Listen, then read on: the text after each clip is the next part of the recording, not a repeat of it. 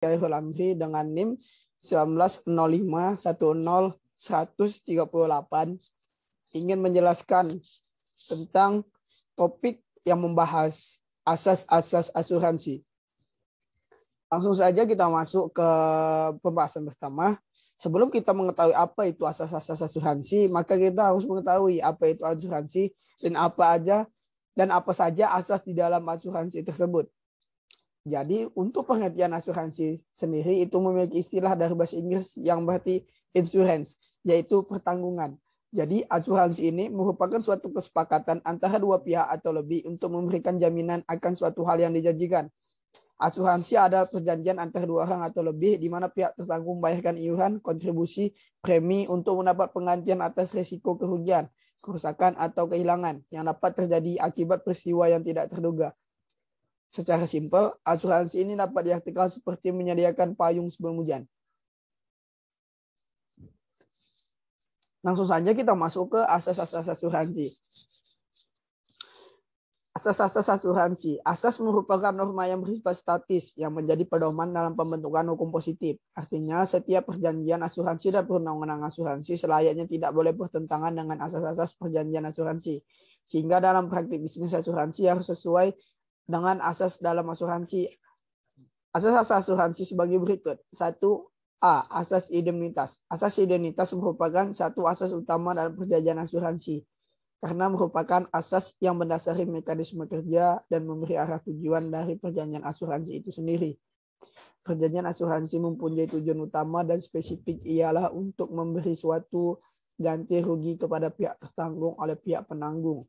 Pengertian kerugian itu tidak boleh menyebabkan posisi keuangan pihak tertanggung menjadi lebih diuntungkan dari posisi sebelum menderita kerugian. Jadi, terbatas pada keadaan awal, posisi awal, artinya hanya mengembalikannya pada posisi awal. Kitab Undang-Undang Hukum Dagang mengenai kepentingan mengatur dalam dua pasal, yaitu pasal 250 yang berbunyi, apabila seseorang telah mengadakan suatu pertanggungan untuk diri sendiri atau apabila seorang yang untuknya telah diadakan suatu pertanggungan, pada saat diadakannya pertanggungan itu tidak mempunyai suatu kepentingan terhadap barang yang dipertanggungkan itu, maka si penanggung tidaklah diwajibkan memberi ganti rugi. Kemudian hal ini tidak lagi mencukupi karena kepentingan yang diasuransikan tidak lagi terbatas pada kepentingan yang dapat dinilai dengan uang, sebagaimana halnya dengan jiwa seseorang. Kebutuhan masyarakat telah jauh melampaui kebutuhan terhadap asuransi kebakaran semata untuk mempertanggungan kepentingan mereka, mengingat risiko-risiko yang timbul kemudian melahirkan kebutuhan terhadap jenis-jenis asuransi baru.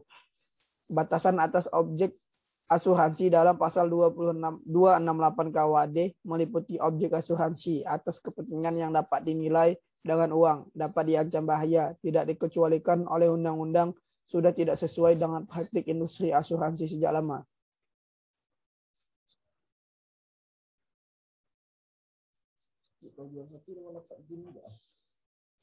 B. Asas kepentingan yang dapat diasuransikan atau sering disebut insurable interest. Asas kepentingan yang dapat diasuransikan merupakan asas utama kedua dalam perjanjian asuransi atau pertanggungan. Maksudnya ialah bahwa pihak tertanggung mempunyai keterlibatan sedemikian rupa dengan akibat dari suatu peristiwa yang belum pasti terjadinya dan yang bersangkutan menjadi menderita kerugian. Setiap pihak yang bermaksud mengadakan perjanjian asuransi harus mempunyai kepentingan yang dapat diasuransikan. Maksudnya ialah bahwa pihak tertanggung mempunyai keterlibatan sedemikian rupa dengan akibat dari suatu peristiwa yang belum pasti terjadinya dan yang bersangkutan menjadi menderita kerugian. Yang ketiga, C. Asas kejujuran yang sempurna dalam perjanjian asuransi. Asas ini lazim dipakai istilah-istilah lain, yaitu itikat baik yang sebaik-baiknya. Asas kejujuran ini sebenarnya merupakan asas bagi perjanjian, sehingga harus dipenuhi oleh para pihak yang mengadakan perjanjian. Asas kejujuran ini sebenarnya merupakan asas bagi setiap perjanjian, sehingga harus dipenuhi oleh para pihak yang mengadakan perjanjian. Tidak dipenuhinya asas ini pada saat akan menutup suatu perjanjian akan menyebabkan adanya cacat kehendak. Sebagaimana makna dari seluruh ketentuan-ketentuan dasar yang diatur oleh pasal-pasal 1320 sampai 1329 KUH Perdata. Bagaimanapun juga itikat baik merupakan satu dasar utama dan kepercayaan yang melandasi setiap perjanjian, dan hukum pada dasarnya juga tidak melindungi pihak yang beritikat buruk. D. Asas subrogasi. Asas subrogasi bagi penanggung meskipun tidak mempengaruhi sah atau tidaknya perjanjian asuransi perlu dibahas karena merupakan salah satu asas perjanjian asuransi yang telah ditegakkan pada saat-saat dan keadaan tertentu dalam rangka menerapkan asas pertama perjanjian asuransi ialah dalam rangka tujuan pemberian ganti rugi ialah asas indemnitas. Di dalam KUH Dagang, asas ini secara tegas diatur pada pasal 284. Seorang penanggung yang telah membayar kerugian sesuatu barang yang dipertanggungkan menggantungkan dalam segala hak yang diperolehnya terhadap orang-orang ketiga berhubungan dengan menerbitkan kerugian tersebut. Dan si tertanggung itu adalah bertanggung jawab untuk setiap perbuatan yang dapat merugikan hak si penanggung terhadap orang-orang ketiga itu. Selanjutnya, asas subrogasi bagi penanggung. Seperti diatur pada pasal 284 KUH Dagang, tersebut adalah suatu asas yang merupakan konsekuensi logis dan dari asas indemnitas. Mengingat tujuan perjanjian tersebut adalah untuk memberi ganti kerugian, maka tidak adil apabila tertanggung karena dengan terjadinya suatu peristiwa yang tidak diharapkan menjadi diuntungkan. Artinya tertanggung di samping sudah mendapat ganti kerugian dari penanggung, masih memperoleh pembayaran lagi dari pihak ketiga, meskipun ada alasan hak untuk itu. Subrogasi dalam asuransi adalah subrogasi berdasarkan undang-undang. Oleh karena itu, asas subrogasi hanya dapat ditegakkan apabila memenuhi dua syarat berikut. Satu, apabila tertanggung di samping mempunyai hak terhadap penanggung, masih mempunyai hak terhadap pihak ketiga. Hak tersebut timbul karena terjadinya suatu kerugian. Pada umumnya, asas subrogasi ini secara tegas diatur pula sebagai syarat polis dengan perumusan sebagai berikut.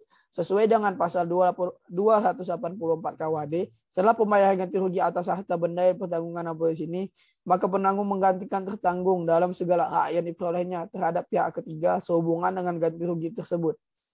Subrogasi pada ayat tersebut di atas berlaku dengan sendirinya tanpa melakukan sesuatu surat kuasa khusus dari tertanggung. Tertanggung tetap bertanggung jawab merugikan hak penanggung terhadap pihak ketiga. Jadi pada perjanjian asuransi, asas subrogasi dilaksanakan baik berdasarkan undang-undang maupun berdasarkan perjanjian. 3. Polis sebagai dokumen perjanjian asuransi. Pada dasarnya, setiap perjanjian pasti membutuhkan adanya suatu dokumen. Setiap dokumen secara umum mempunyai arti sangat penting karena berfungsi sebagai alat bukti. Artinya pentingnya dokumen sebagai alat bukti tidak hanya bagi para pihak saja, tetapi juga bagi pihak ketiga yang mempunyai hubungan langsung atau tidak langsung dengan perjanjian yang bersangkutan. Seringkali pada kenyataannya, penerapan asas-asas asuransi tidak sepenuhnya diterapkan secara tegas. Ketidakseimbangan antara term dan condition pada klausul perjanjian asuransi yang cenderung memberatkan pada nasabah, sehingga harapan untuk penguatan posisi tawar nasabah dan pemberian dorongan tanggung jawab kepada pihak asuransi yang tidak atau sangat kurang. Meskipun terkadang ketidaktahuan nasabah sendiri mengenai tata cara mengajukan klaim. Asas-asas asuransi jika diterapkan dalam perjanjian asuransi akan mengakhiri persoalan hukum di dalam praktik. Terima kasih. Mungkin untuk penjelasan asas-asas asuransi sudah saya jelaskan terhadap dalam video ini. Semoga dapat dimengerti. Saya ucapkan wabillahi taufiq wal hidayah. Wassalamualaikum warahmatullahi wabarakatuh.